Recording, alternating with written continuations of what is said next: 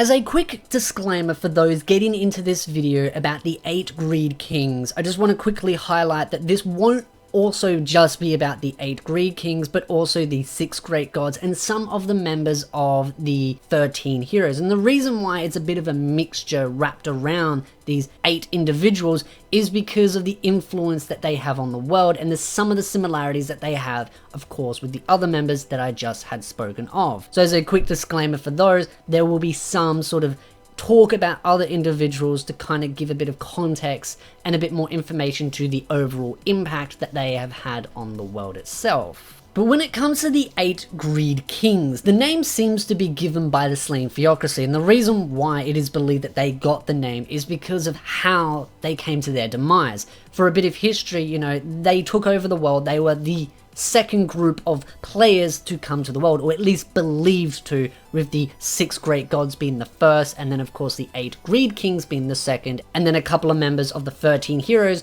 being the third wave, though there have been some hints about other players possibly in between those sort of gaps.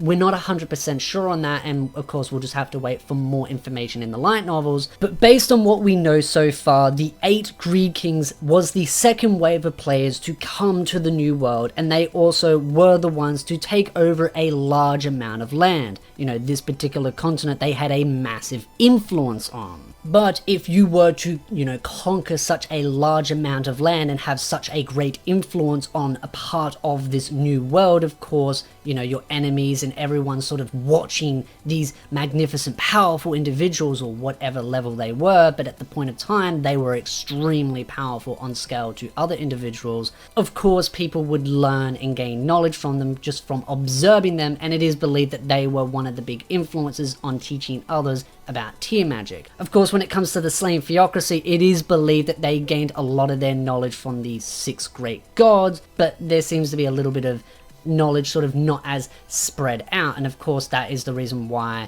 the slain theocracy worshipped them, because of course they were also very powerful and they were believed to be players. But when it came to the demise of the 8 Greed Kings and why they got the name 8 Greed Kings, of course, is because of the infighting that happened between them. They were players, they had extremely powerful weapons, extremely powerful world items, and it was believed one of the world items went missing, and they accused each other of who stole it, which led to infighting and them all slowly defeating each other until they all dwindled down and were gone. So it's believed that they got the name because of that infighting and were believed to be greedy because of it. But to be completely honest, if a world item went missing and just how powerful some of those world items are, I'd be a little bit sketchy as well as what's going on. But of course, the real question is, did one of the members of the 8 Greed Kings steal a world-class item, or was it an influence outside of those 8? Could it be the slain theocracy? Could have it been the 6 Great Gods?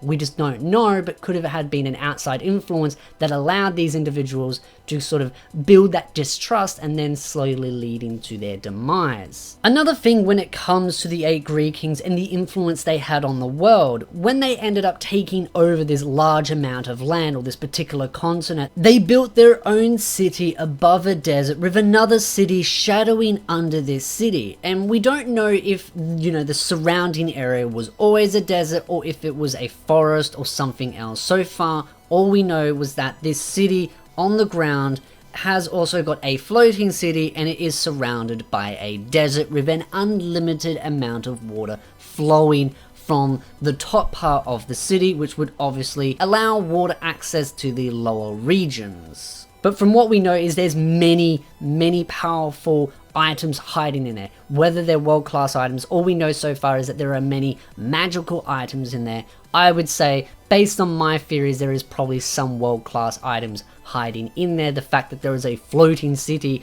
it's obviously got to be powered by something, an unlimited amount of water. That's some definitely very potently powerful magical items, and it's also guarded by many sentinels that are, you know, equipped with many magical items. So again, there seems to be a lot of mystery wrapped around it. And Ainz has always been very wary that there is evidence of obvious players being in this city. Whether there is still players there or not is up for debate, and I fully encourage discussion in it. Of course, being civil, but Ainz not being so silly to just walk in there open arms. He's not sitting there being gullible and thinking, nah, there's no other players out there. I'll just stroll out there and run a risk of putting myself, all the floor guardians, all the NPCs as a whole in danger. And that's the one thing I do love about Ainz, is he's very cautious. He's not, self-absorbed in thinking that he is the top of the pinnacle or the top of the food chain. He is willing to be very cautious and calculated in the great interest of the tomb and protecting himself. But him believing that there are players there, that is one of the reasons why he hasn't rushed out there, is because he's been very cautious. But at some point I do believe he will go out there.